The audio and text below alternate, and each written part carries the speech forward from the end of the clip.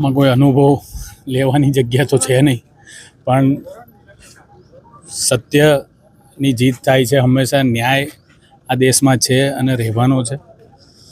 કોઈ ગમે તેટલા કાવતરા કરે, ચૂંટણીની શરૂઆત થઈ એ પહેલેથી જ મારા વિરુદ્ધમાં કાવતરા થવાના છે એવું મેં ગયા વખતે 17 મે 2025 જ્યારે મારી પર લેન્ડ ગ્રેબિંગ દાખલ થયું હતું એ જ સમયે કીધું કે આવનાર દિવસમાં આશીષ જોશીને ગુંડો, બુટલેગર તમામ સાબિત કરવામાં આવશે.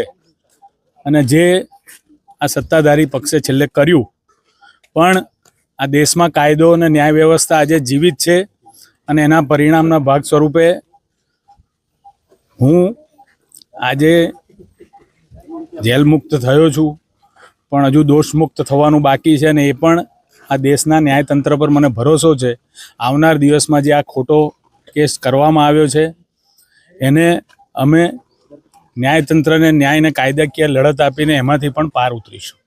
સર, આપની ઉપર જે આરોપ લાગ્યા છે કે જે દારૂ પકડાયું છે ને એમાં તમારું નામ આવ્યું છે, કોણ છે, મંગાવનાર કોણ છે એ પણ સત્તાધારી પક્ષ જ જાણતો હશે.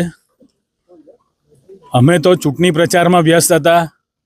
ક્યાંક હાર ભાખી ગયેલી પાર્ટીએ અમને ખોટી રીતે ફસાવવા માટે આ કારસ્તાન કર્યું છે. કયો વ્યક્તિ છે, કોણ ડ્રાઈવ કરતું હતું, આજ દિન સુધી અમે નથી જોયો, નથી જાણ્યો, નથી એનો કોઈ અમારી જોડે સંપર્ક નંબર.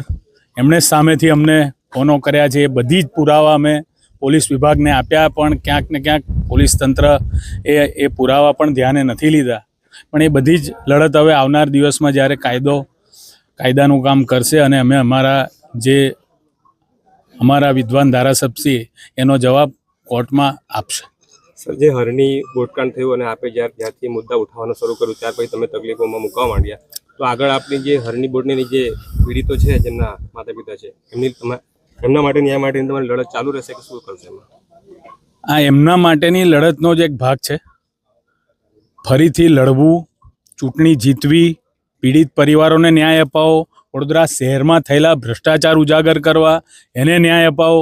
એ બધી જ બાબત અમે આવનારા અમારા 5 વર્ષના જે પણ પ્રજાલક્ષી કામો છે એનો પહેલો ભાગ આ જ છે કે આ શહેરમાં થયેલા ભ્રષ્ટાચાર, અતાપીની ફાઇલો ગુમ થઈ ગઈ, કોઈ જાતની પોલીસ ફરિયાદ નથી નોંધાઈ, શહેરમાં કરોડોનું ફાયરનું કૌભાંડ થયું, 20-20 રૂપિયાની સિસોટી જે ખરીદવામાં આવી 3600 રૂપિયામાં. આ બધી જ બાબતો અને સૌથી મોટો મુદ્દો છે જે હરણી લેકકાંડ અને જે અમારા 12 માસૂમ બાળકો અને 2 શિક્ષિકાઓનો જીવ ગયો છે